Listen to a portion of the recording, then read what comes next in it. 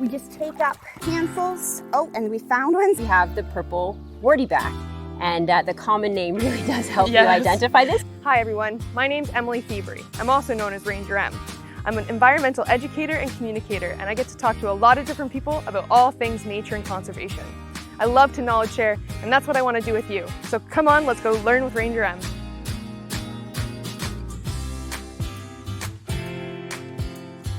Today we're going to talk about all things mussels. And no, I don't mean my mussels or the delicious mussels we can eat from the sea. I mean mussels we can find in our backyards. Well, if you live on a river, that is. I remember growing up and exploring our creeks and rivers and finding these empty shells and not really thinking about what mussels are, what they do for our environment, or how we can impact them. So today we're going to talk to the biology team from Clair Region Conservation Authority and the Department of Fisheries and Oceans, and they're going to tell us all about mussels, how we can help them, and how they help our environment, and then how we can reduce our impact on them. So I've already got my waders on, let's go meet the team. Hi Erin, thanks for joining us today and chatting about mussels. I was just wondering if you could tell us a bit about yourself, your position at Clair Conservation Authority, and your role in the mussel program. At Clair, I'm the Director of Biology. I have been with the authority since 2009, and we do a variety of aquatic research projects. So I was wondering if you could tell us a bit more about what mussels are. Are they crustaceans? Are they invertebrates? So they are animals. They're in the animal kingdom.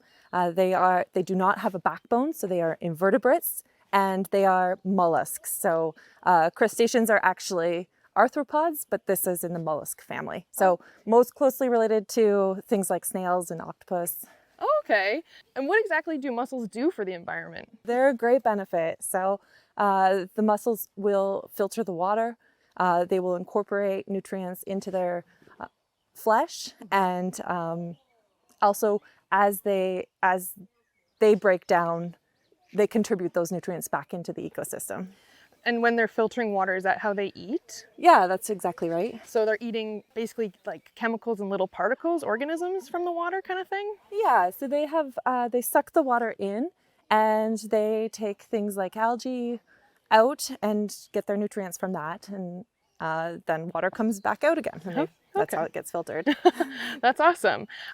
So I went to school on the East Coast. I loved my fair share of mussels. Can we eat these freshwater mussels? It's not advised. So when I've talked to people who have tried them, especially from this area, which has a historic oil industry, sometimes they can taste like liquid gelatin type petroleum. Okay. They're very long-lived animals. The longest one we have documented from the SID, purple warty back, is over 90 years old. So if you think of an old fish, it tends to bioaccumulate and get more contaminants in its flesh as it gets older. So it's just not a good idea for your health either. Could you tell us a bit more about Clair's program with mussels in the Sydenham? So this started back in the early 2000s, and it was a federally led initiative, understanding that we have globally rare and imperiled species here that we really want to protect. So they started with a recovery strategy. That was the first watershed-based, multi-species-based plan for the entire river, so that we could look at it, the big picture, and how do we protect the aquatic species, so the fish and the mussels that live here. I was kind of wondering if you could show us how you find your mussels, because I always just think they're at the bottom of the river or the creek, so I don't really know how you find them. Sure thing. Ontario is home to how many native freshwater mussel species? A, 41, B, 55, or C, 34?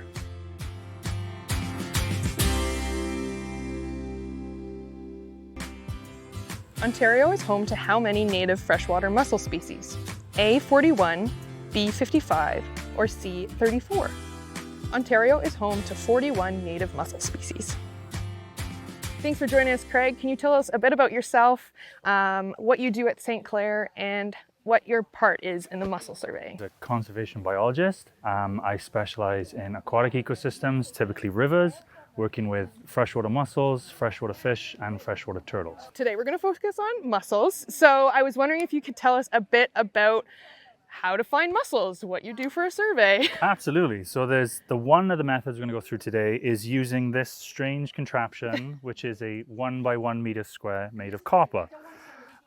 We place this in strategic positions, and we then excavate to like a depth of about 15 centimeters, and we capture all the animals that we find in that area, place them in the bag. So why exactly do you use a copper square for the quadrant? So this offers us a quantifiable measurement that we can look at over the years and refer back to, and look at whether the density of mussels is increasing or decreasing. Oh, okay. So what kind of stuff do you put in the bag? Is it everything? Is it all the dirt and everything, and then it kind of shakes out, or just what you like the mussels you find? Yes, it's just the mussels we find. So we take the live specimens, but we also take the dead specimens. So when mussels pass away, the inside, the fleshy tissue decomposes, and it also acts as food for other animals. And then the shells are left, and then we can capture those so you can look at what was there previously as well. And then when you look at the shells, what kind of data are you collecting? Are you just IDing them? Are you looking at the size of them? A bit of both. So we, the Sydenham, there's 34 different species of mussels, so it's extremely diverse. Wow. So we first off identify them. Some are easier than others, some are quite complex, and then we take some biological measurements. So typically you take a measurement of the longest axis of the mussel, and this allows you to sort of put them in age classes.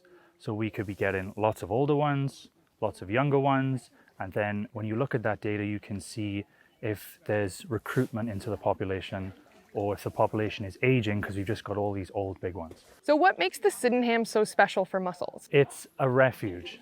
So if you come down to southwestern Ontario, you should be forgiven for thinking that the only thing that grows here is soy and corn.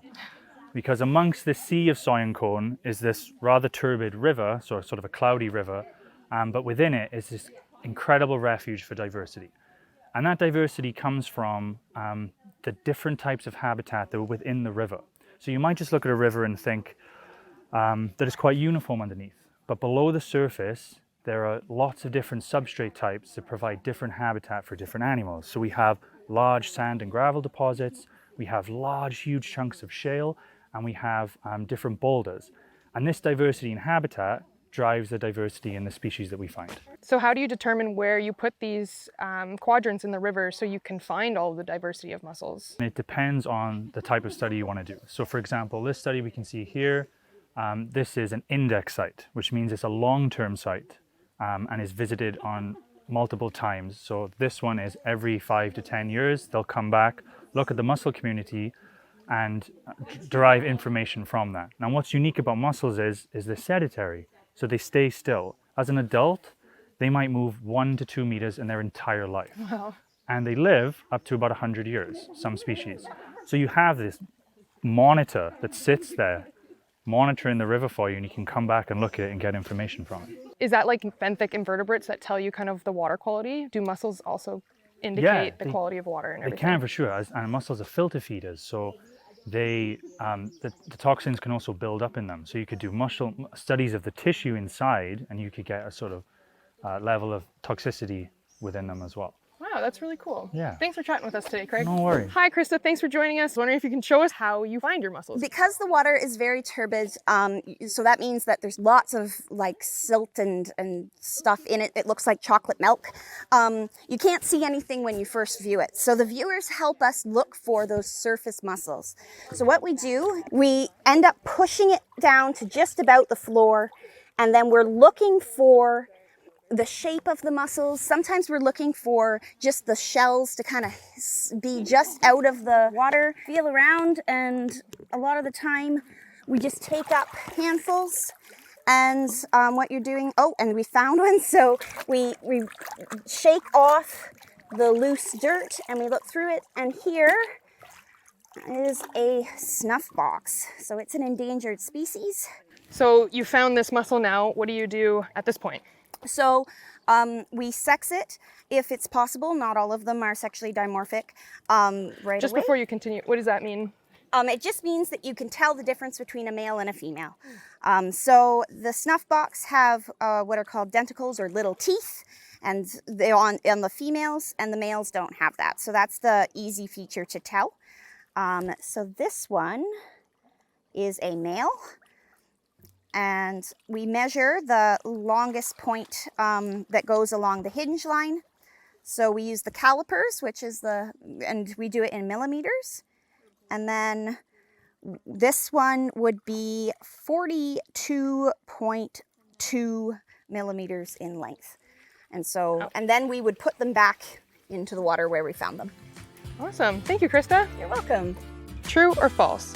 A single mussel can filter up to 40 liters of water a day.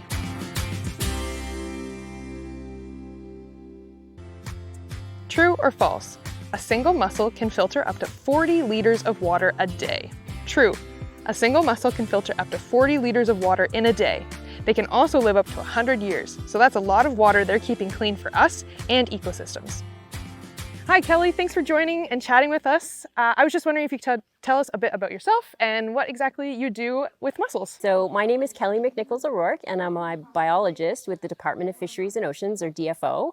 And I get to be in the rivers and work with mussels all day, every day. I'm kind of jealous. I was wondering if you could tell us a bit about the programming you do for DFO. We work for DFO Science, and we work out of the Great Lakes Laboratory for Fisheries and Aquatic Sciences, which is a huge mouthful, I know. GLIFFIS for short. And that's located in Burlington. And our job really focuses around species at risk mussels. So anything that is listed under the Species at Risk Act as endangered, threatened, or special concern. So we try and figure out where they are. There's a lot of basic information that's not known about them, although they're very important to the environments and the water that they're found in. So we look for where they are. We look at monitoring them. So how are they doing through time? Are they increasing? Are we finding more of them? Are we finding less of them? And that type of thing. How long has you or the DFO been doing this programming? I've been with DFO for 10 years, but the programming with mussels specifically started with the Species at Risk Act, so 2003, 2004. There were some mussel surveys done through Environment Canada and Climate Change, formerly Environment Canada, and they started 1996, and that's when mussels really came to the forefront. Awesome. And then we really started tackling them once the Species at Risk Act came into effect, because they are one of the most globally imperiled species, not just here in Canada or in North America, but globally they are. People don't necessarily always think of just freshwater mussels, and I think that hurts their image. But Yeah. mussels are cool, so. They really are. And we'll say we work on mussels, and people say, oh, zebra mussels? And we say, no, clams. Most people know them as clams, so that's what we work on. And they are really, really, they're good indicators of water quality. They have this amazing life cycle where they attach to a fish species. The mums have to get their eggs onto a fish species, and they're really cool animals. And a lot of people, don't even think about them because they're at the bottom of the river doing their thing. Yeah. So you said you've been doing this for quite a while, and I'm wondering if you've seen anything crazy in that time. So a few things. So I really, really love mussels. But I think my favorite thing about doing this job is you can come to a place like the Sydenham River, which is the hotspot for the number of mussel species in all of Canada, not just Ontario, in all of Canada. So you can come to a spot like this, you can excavate or dig out a 1 meter square, and you can find 50 animals, 10 different species, and generally in this particular river, some of those are species at risk. So that's the first thing. The second thing is that these things can get to be quite old. So we've done a lot of aging in the lab, and to get a rough age estimate of a mussel, you can actually count the rings on them, the little like a growth tree. lines, like a tree, exactly like a tree. So to get a better estimate though, what we actually do is we find shells in the river and along the bank, and we take them back to the lab. They're just shells, there's no animals inside them. And we actually do a very thin cut of the shell. So then we count the number of lines that we see in there, and that will give us a really good estimate of how old they are. So something like this animal, this is a purple worryback. It's a threatened species. And this animal here could be 25 or 26, or it could be over 90 years old. So I think that's the thing that really gets me excited, is a lot of these animals have been here for a really long time. That's crazy. And in that length of time, they may have only moved a few square meters in their entire lives as adults. So that's really, really cool to me. So I was wondering, when we're talking about aging mussels and all of that, if you could tell us a bit about their life cycle. I don't really know how they reproduce, how they have babies. You said that they just kind of like get released, and latch on to fish. That sounds pretty neat. This is our claim to fame with mussels, because they're Clam not to fame. clam to, there we go, exactly. So they're non-cute, cute and cuddly. They don't have fur, they don't have big cute eyes. But what they do have is this amazing life cycle where we have male and female mussels. And once the female mussel gets pregnant, she actually has to get those babies onto a fish. So she has to basically spit those eggs onto a fish. If it's the right fish species, then they're like little Pac-Man, the babies. And so what they do is they clamp onto the fish and they go for a little ride. And then once they're fully developed, they drop off the fish and hopefully land in, substrate that they like or sediment that they like and live happily ever after. So it's an amazing life cycle, and that also gets into why a lot of these species are so vulnerable and why so many of them are species at risk, is because any threat, whether it's pollution, invasive species, can impact a whole bunch of different stages of that life cycle. So maybe, the mom mussel gets her babies onto the fish, but then maybe that fish dies. Maybe the mom mussel is impacted by pollution or something like that. So she doesn't release as many of those babies as she once could. So there's all of these different areas where this life cycle can be impacted by a number of different threats. So it's not just one thing acting on them, it's a whole bunch of things. Yeah. And then you tack on the fact that they can live to be, over 90 years old on the long end. And I guess I should say some of them only live to be 6 or 7 years old.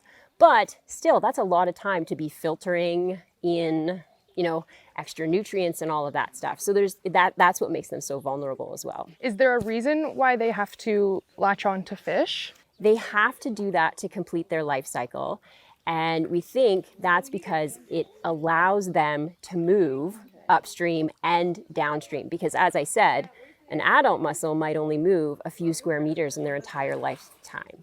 So when you are attached to a fish move much more, right? Fish can get out of the way if there's been if there's pollution in the water or whatever, but a mussel can't.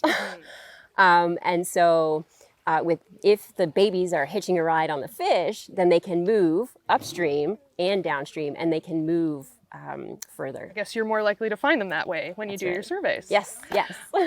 So I'm curious as to what we can do for our mussels and help them recover.